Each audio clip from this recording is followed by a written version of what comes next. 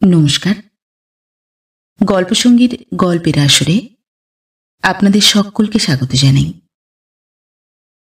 আজ আপনাদের পড়ে শোনাব শ্রীমতী উর্মিলা দেবীর লেখা গল্প কল্যাণী।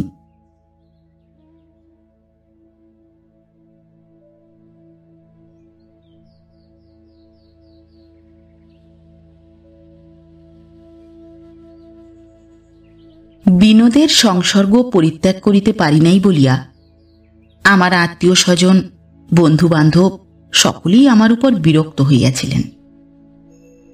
আমি কিন্তু কিছুতেই তাহাকে ত্যাগ করিতে পারি নাই। সে যখন তাহার প্রশান্ত চক্ষু দুটি তুলিয়া কাতর দৃষ্টিতে আমার মুখের পানে চাহিত, তখন আমি তাহার সকল দুর্বলতা, সকল অপরাধ ভুলিয়া যাইতাম। আর ভুলিব নাই বা কেন? আমি নিজে ক্ষুদ্র দুর্বল মনুষ্য মাত্র। অন্যের দুর্বলতার বিচারকর্তা আমি কি করিয়া হইব? সকলে বলিতেন, বিনোদের সহিত মিশিয়া আমিও অধঃপাতে যাইব। আমি কিন্তু সে বিষয়ে নিশ্চিন্ত ছিলাম। কেন তাহা পরে বলিতেছি। বিনোদ ও আমি সহপাঠী ছিলাম। তাহার মতো ধীর, শান্ত, উদার চেতা বালক আমাদের ক্লাসে আর ছিল না। সে ক্লাসে সর্বদাই সকল বিষয়ে প্রথম স্থান অধিকার করিত। তারপর বিশ্ববিদ্যালয়ের পরীক্ষাগুলিও সে অত্যন্ত সম্মানের সহিত পাশ করিতে আরম্ভ করিল। আমি যদিও তাহা পারি নাই, কিন্তু সেজন্য একদিনের জন্য আমাদের বন্ধুত্বের লাঘব হয় নাই।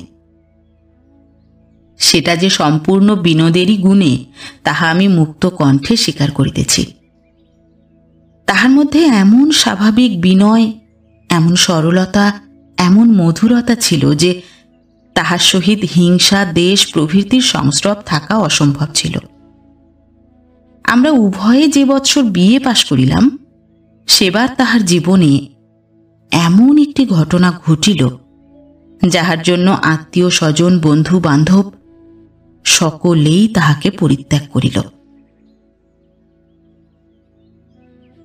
আমাদের মেসের পাশে ললিতবাবু বলিয়া একটি অর্ধবয়সী ভদ্রলোক তাহার কিশোরী পত্নী লইয়া বাস করিতেন। ললিতবাবুর বয়স আন্দাজ ৩৫ বর্ষ ছিল, কিন্তু তাহার স্ত্রীর বয়স ৫০-এর অধিক হইবে না। আমাদের মেস ও তাহার বাড়ির মধ্যে একটি গলি মাত্র ব্যবধান। আমাদের গৃহের বাতায়ন হইতে তাহাদের গৃহাভ্যন্তর সকলই দেখা যাইত। ললিতবাবুর স্ত্রী শ্যামাঙ্গী, কিন্তু মুখ ও অঙ্গসৌষ্ঠব বড়ই সুন্দর।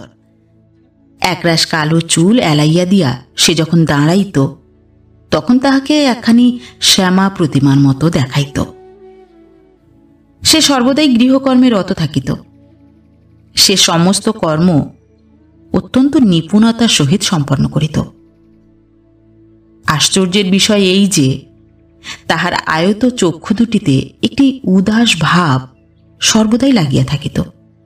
দেহ যেন প্রাণহীন, যন্ত্রচালিতের ন্যায় সকল কর্ম সম্পন্ন করিতেছে।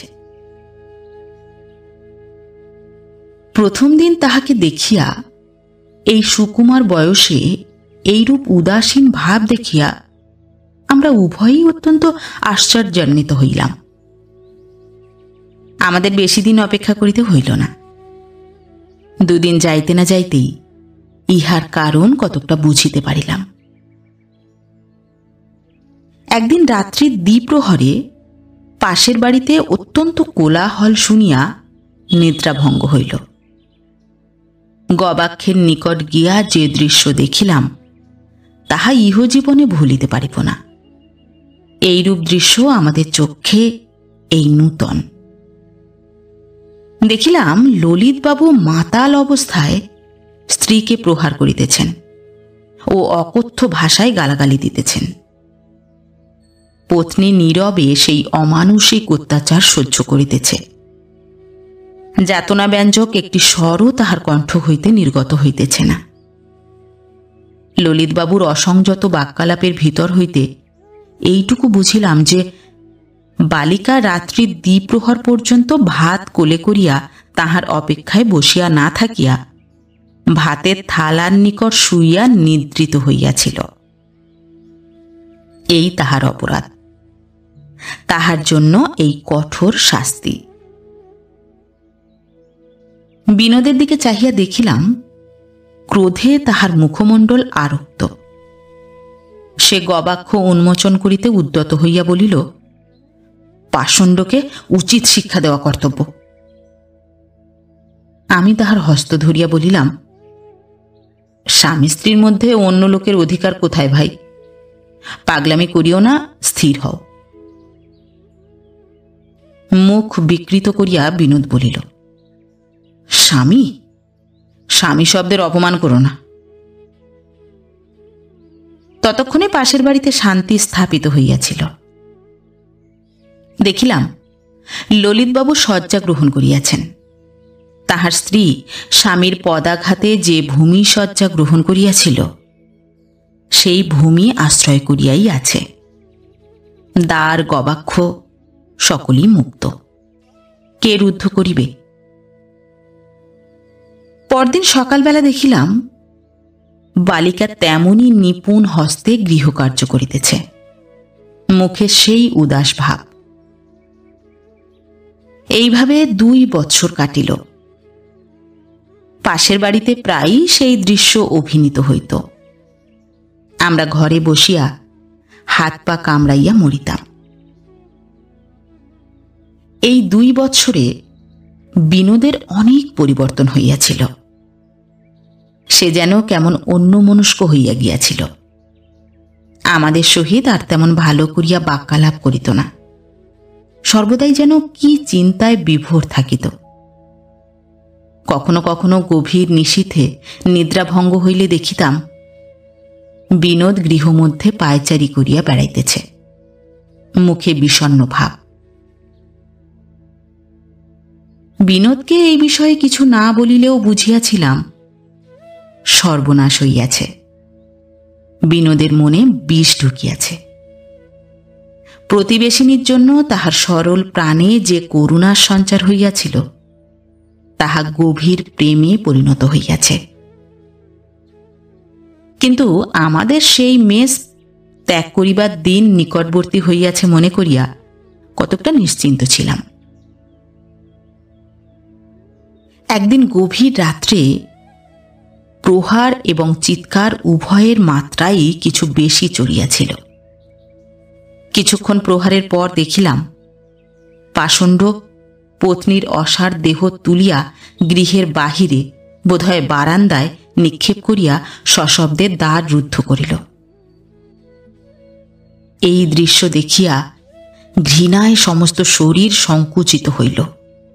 ভাবিলাম পরদিন পুলিশে সংবাদ দিয়া ইহার একটা বিহিত করিব। বিনোদের সহিত এই বিষয়ে কথা বলিবার জন্য গবাক্ষের নিকট হইতে সরিয়া আসিলাম।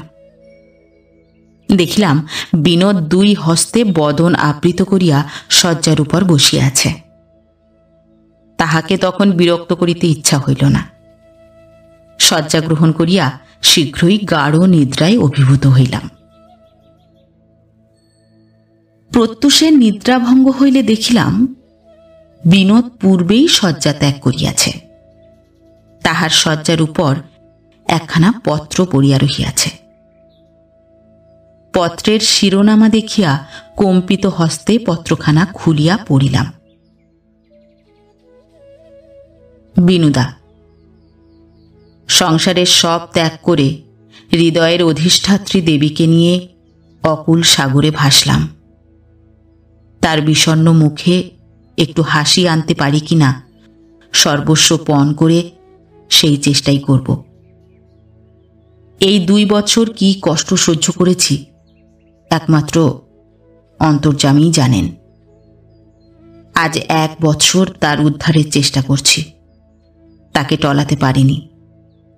কালকার অমানুষিক অত্যাচারের পর অনেক কষ্টে তাকে সম্মত করেছি। তার মুখের পানে চাইলে আমার মান অপমান, পাপ পুণ্য, ইষ্ট অনিষ্ট সব ভেসে যায়। এই অকুল সাগরে গৌরী আমার ধ্রুবতারা। সবাই আমাকে ত্যাগ করবে, কিন্তু উপায় নেই। বিনুদা, তুমিও কি আমায় ত্যাগ করবে? ক্ষমা করো আর নাই করো, আশীর্বাদ করো। আজ যে কাজ করছি তার জন্য যেন কোনোদিন অনুতাপ না করি। গৌরীকে ছেড়ে স্বর্গসুখ কামনা করি না। তোমার হতভাগ্য, বিনোদ। পত্রখানা পড়িয়া স্তম্ভিত হইলাম। বিনোদ ই কি করিল? জীবনের এই একটি ভুলে তাহার জীবন স্রোত আজ সম্পূর্ণ ভিন্ন পথে প্রবাহিত হইল। এই বিপুল বিশ্বে সে আজ একাকী, সে আজ পতিত। হারে হতভাগ্য! আমার বক্ষ বিদীর্ণ হইয়া যাইতে লাগিল। অশ্রুপ্রবাহ আর বাদ মানিল না। ইহার পর 1 বৎসর বিনোদের আর কোনো সংবাদ পাই নাই।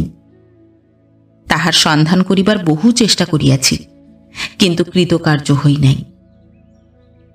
ইহার মধ্যে আমার জীবনেও একটি বিশেষ পরিবর্তন ঘটিয়াছিল। প্রায় 8-9 মাস যাবৎ লক্ষ্মীকে গৃহলক্ষ্মী করিয়া জীবন ধন্য মানিয়াছি।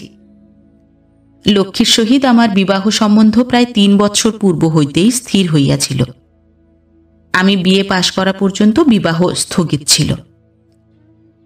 বিনোদের গৃহত্যাগের 2 মাস পরে একদিন ঢাক ঢোল, সানাই, শঙ্খরোল ও পুষ্পচন্দনের স্নিগ্ধ গন্ধ ও বহু দীপালোকিত প্রাঙ্গণের মধ্যে আমাদের শুভ দৃষ্টি হইয়া গেল।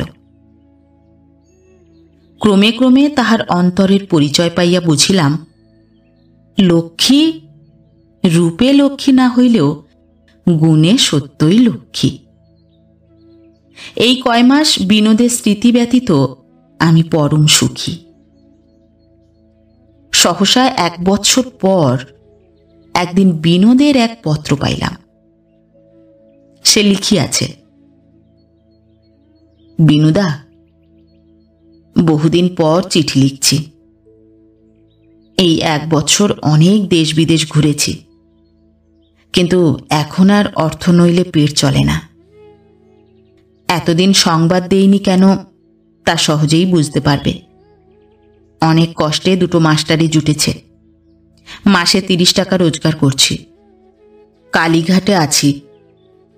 বাবার সঙ্গে দেখা করতে চন্দননগর গিয়েছিলাম।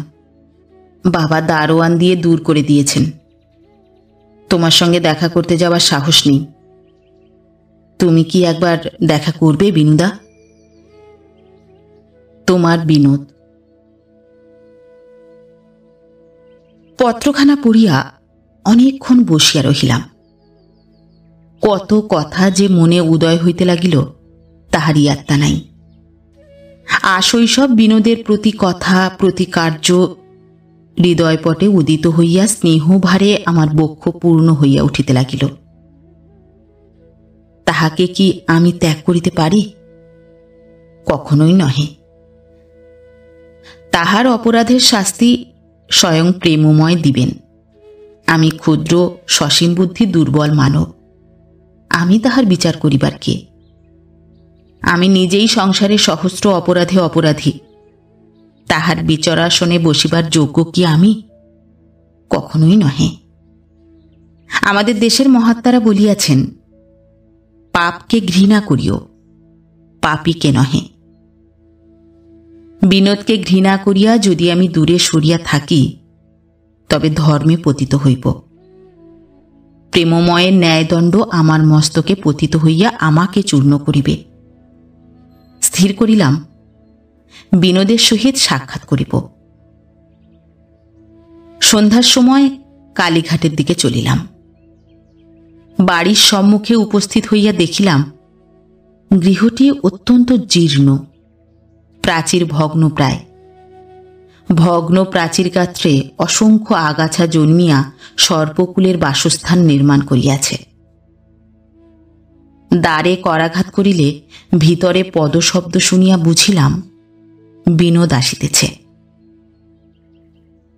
শিশুকাল হইতে তাহার পদশব্দ শুনিতেছি। তাহা আমার চিরপরিচিত। দারুণ মোচন করিয়া আমাকে দেখিয়া, বিনুদা বলিয়া বিনোদ নীরব হইল, আর কথা কহিতে পারিল না। কাতর দৃষ্টিতে আমার প্রতি চাহিয়া রহিল। বিনোদকে দেখিয়া শিহরিয়া উঠিলাম। এই 1 বৎসরে বিনোদের বয়স যেন 10 বৎসর বাড়িয়াছে। মুখখানা শীর্ণ। আমি দ্রুত গিয়া তাহাকে আলিঙ্গন করিলাম। আমার বক্ষে মুখ লুকাইয়া বিনোদ কাঁদিয়া ফেলিল। আমার চোখেও অশ্রু ফুটিয়া উঠিল। কিছুক্ষণ পরে বিনোদ বলিল, বিনুদা, ভিতরে এসো। ভিতরে প্রবেশ করিয়া দেখিলাম একখানি জীর্ণ ইষ্টগৃহ ও একখানি খোলার ঘর, মধ্যে ছোট একটি উঠান। খোলার ঘরটি বোধহয় রন্ধনগৃহ। সেই গৃহের দাওয়ায় বসিয়া গৌরী কি করিতেছিল, আমাকে দেখিয়া অবগুণ্ঠন টানিয়া উঠিয়া গেল।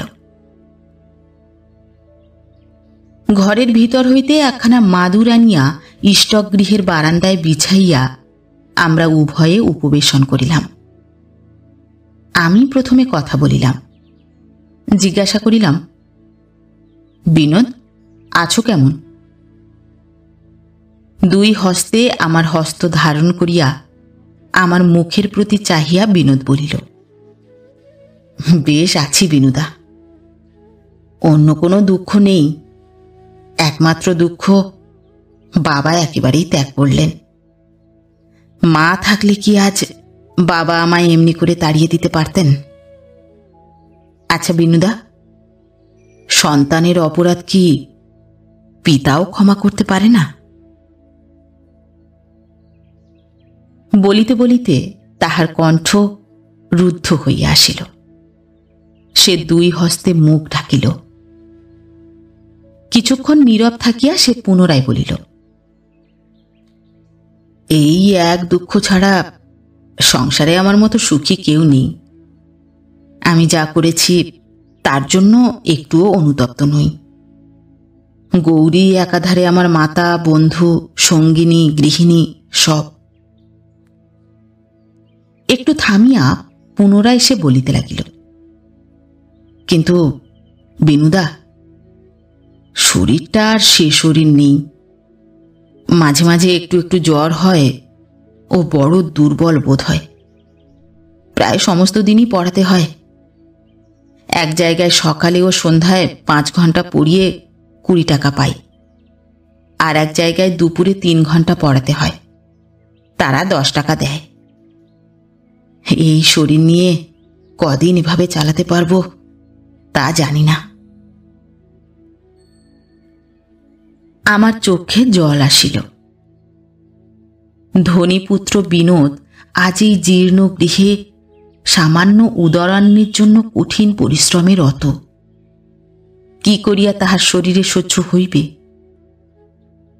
বিদায় গ্রহণ করিবার সময় 2 হস্তে আমার হস্ত চাপিয়া ধরিয়া মলিন মুখে বিনোদ বলিল,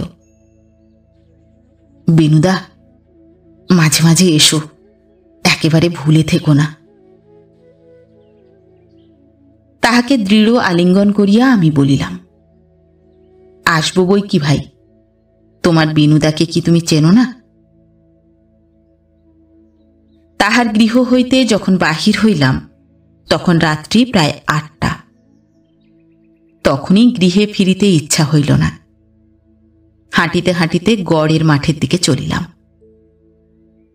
ফাল্গুন মাস।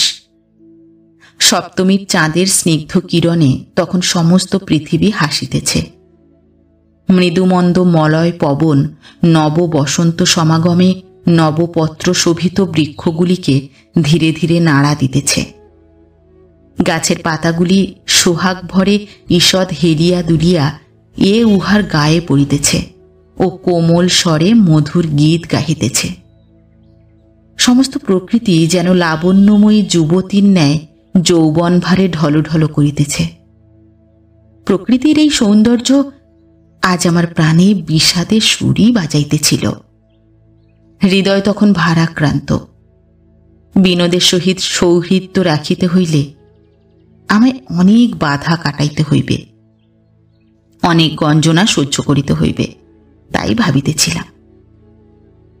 অন্য সকলে দূরের কথা, আমার পিতা ও ভ্রাতারাই আমাকে লাঞ্ছনা করিবেন, তাহার জন্য অবশ্য আমি প্রস্তুত ছিলাম। অনেক চিন্তার পর স্থির করিয়াছিলাম, যাহা হয় হোক, বিনোদকে ত্যাগ করিব না। রাত্রি 10টার সময় গৃহে ফিরিলাম।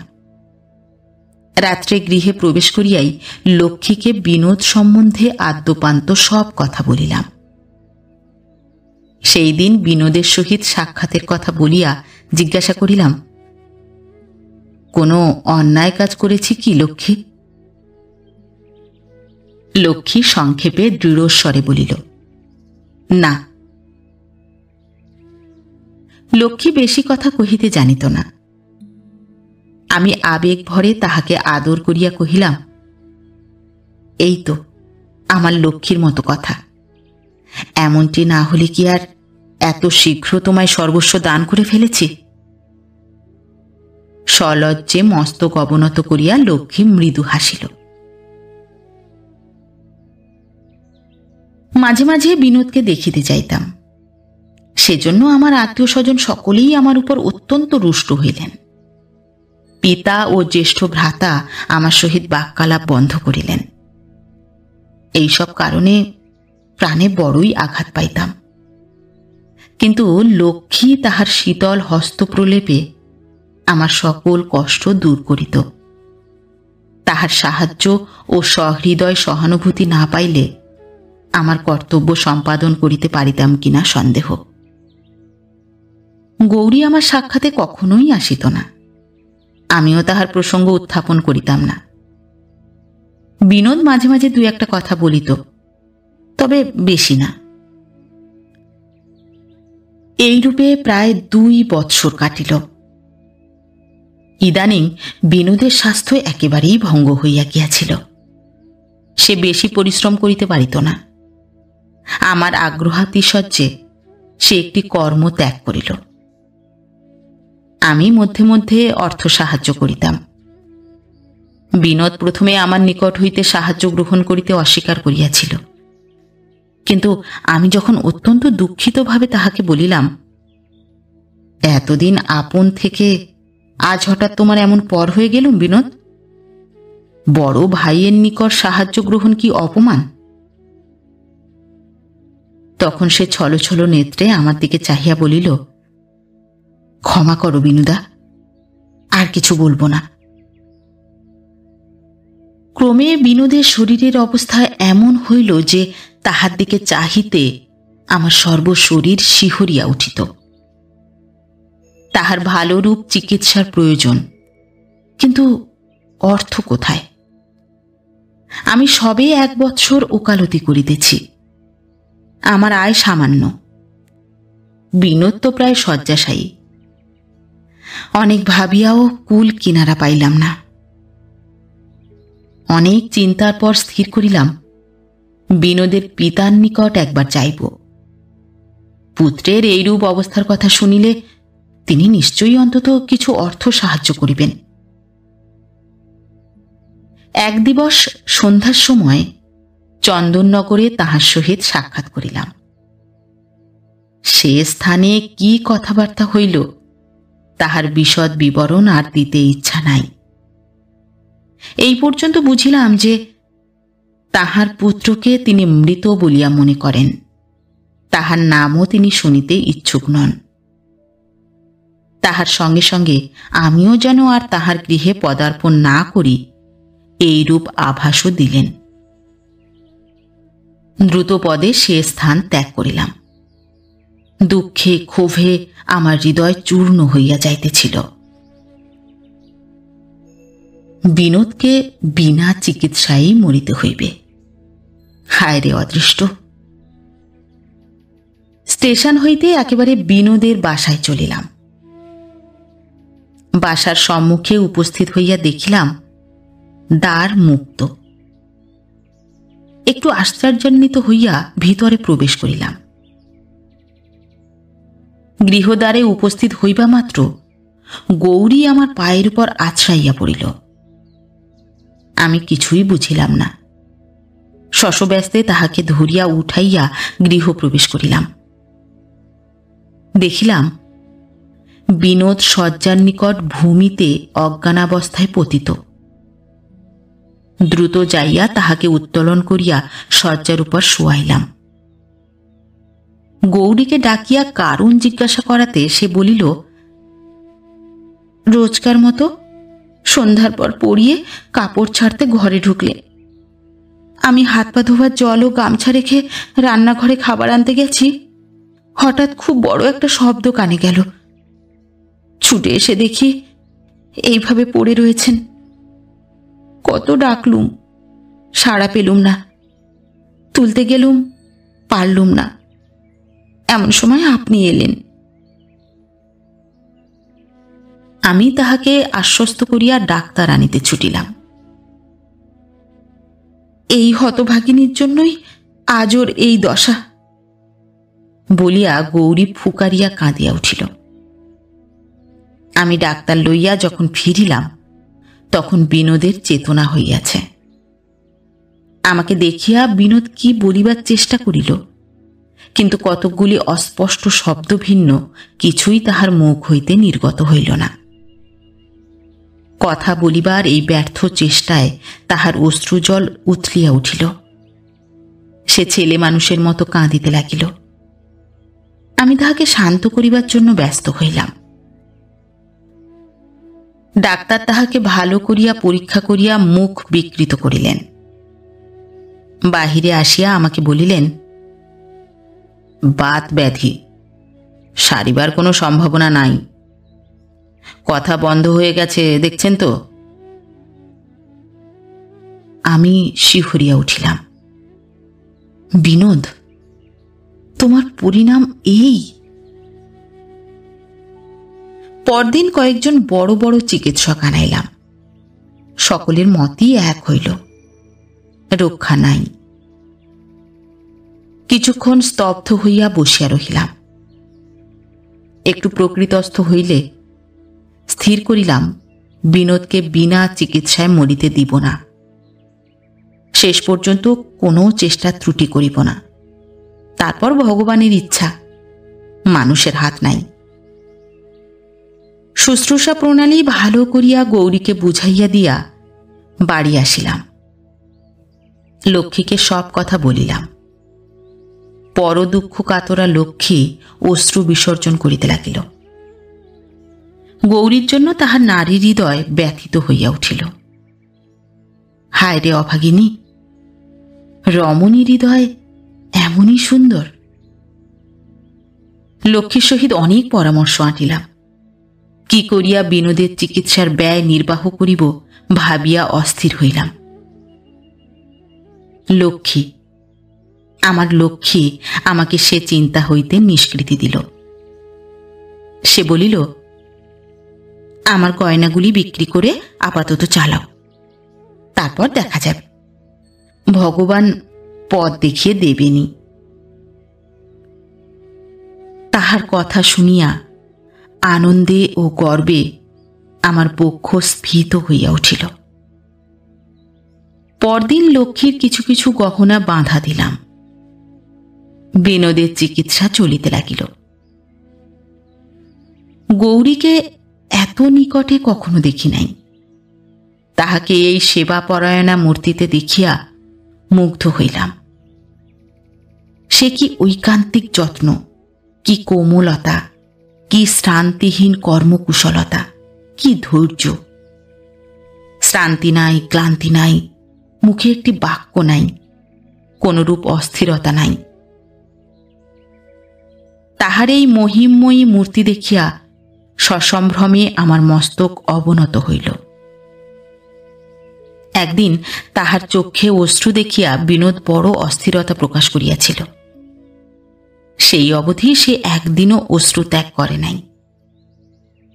আমি যখনই কোনো বহুমূল্য ঔষধ বা পথ্য বা খরচের জন্য কিছু অর্থ তাহার হস্তে দিতাম, সে মুখে কিছু বলিত না, তাহার কৃতজ্ঞতা তাহার চক্ষে ফুটিয়া উঠিত।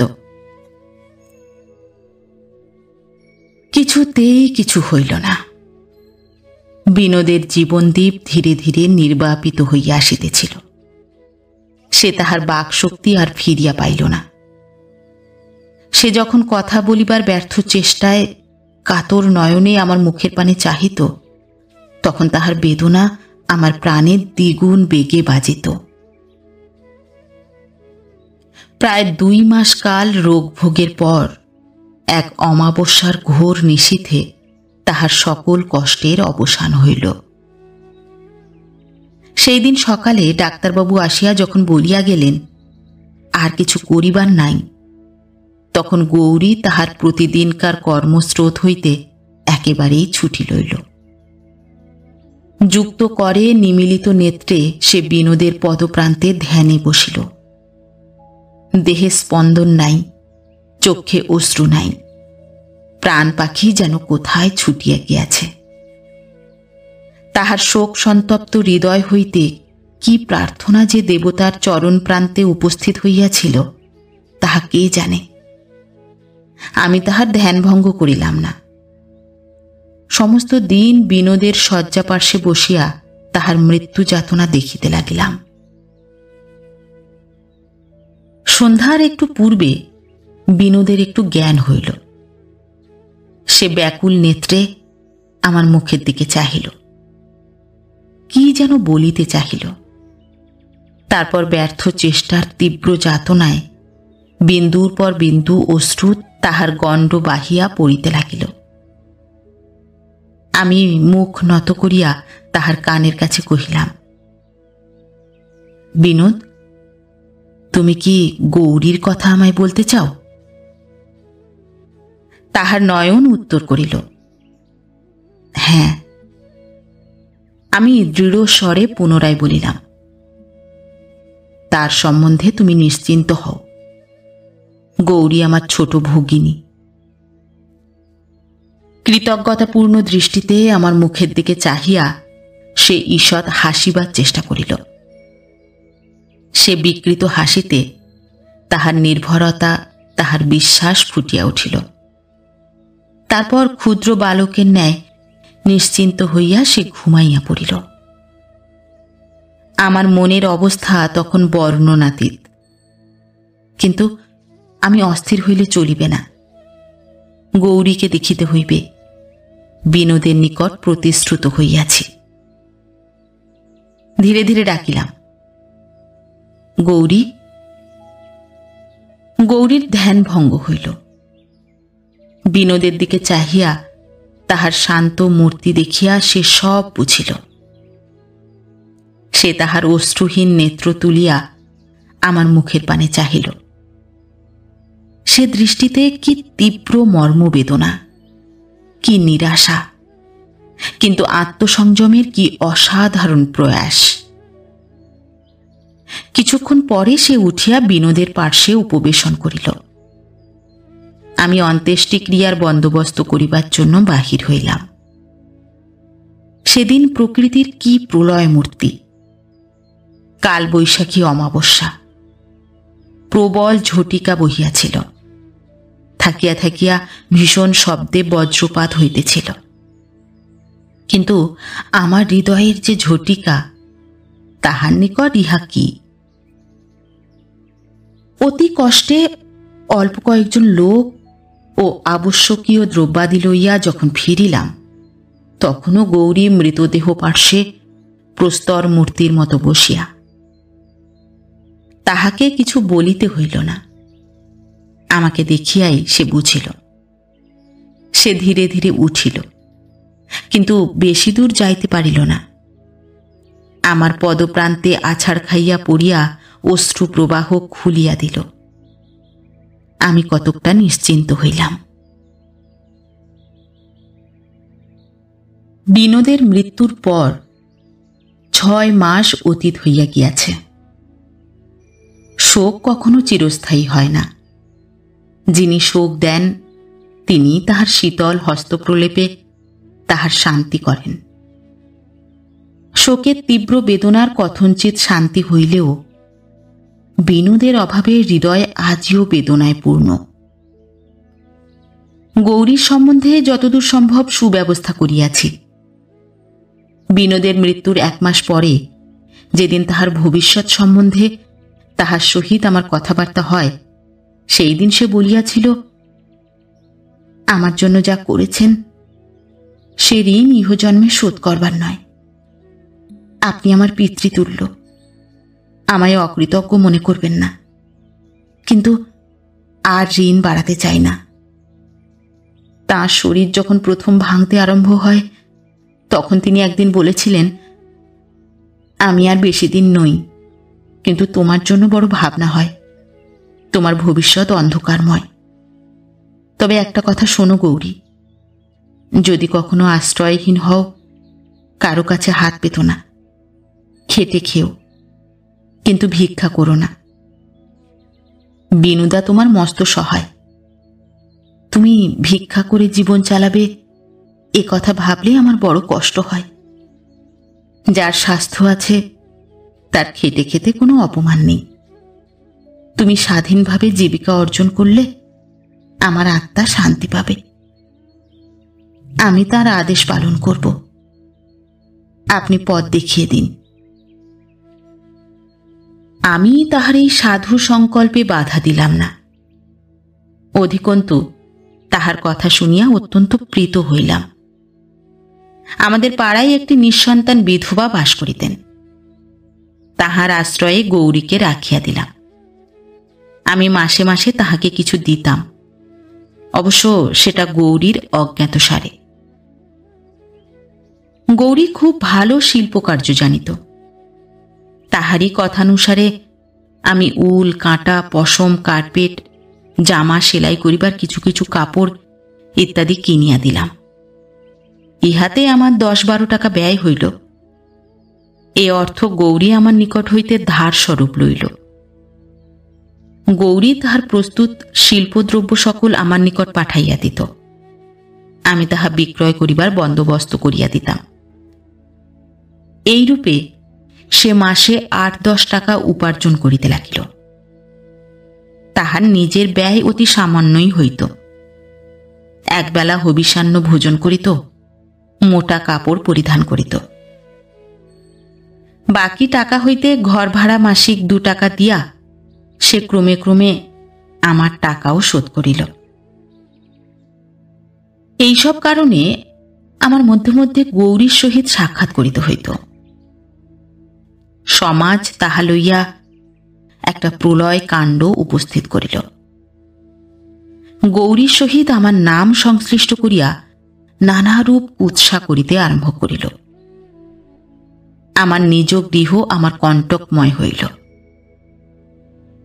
এই সকল নানারূপ উৎসাহ আমাকে বিচলিত করিতে পারিত না, কিন্তু সর্বদাই শশব ব্যস্তে থাকিতাম। এ সকল কথা গৌরীর কর্ণে না ওঠে, তাহা হইলে হতভাগিনী নিশ্চয়ই আত্মহত্যা করিবে।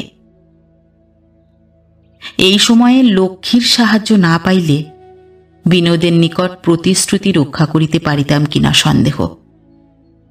সে সর্বদাই উৎসাহ বাক্যে আমার প্রাণে সুধা বর্ষণ করিত।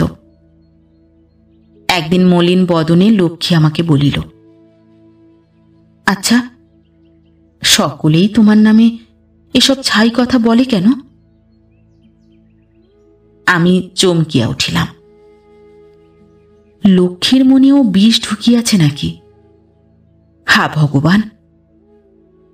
আমি তাহার মুখের দিকে চাহিলাম, মুখখানা বড়ই বিষণ্ণ। আমি তাহার হাত দুটি ধরিয়া বলিলাম, লক্ষ্মী, তুমি কি আমার সম্বন্ধে এ সকল কথা বিশ্বাস করো? সে তাহার আয়ত নয়ন দুটি তুলিয়া অবিচলিত কণ্ঠে বলিল, না, আমি বিশ্বাস করি না। আমি সাদরে তাহাকে বক্ষে টানিয়া লইয়া বলিলাম, কল্যাণী, তোমার এই অসীম বিশ্বাসই আমাকে সংসারের সকল পাপ, সকল প্রলোভন থেকে রক্ষা করবে। এই আমার রক্ষা কবচ। মুখ নত করিয়া লক্ষ্মী সলজ্জে মৃদু হাসিল।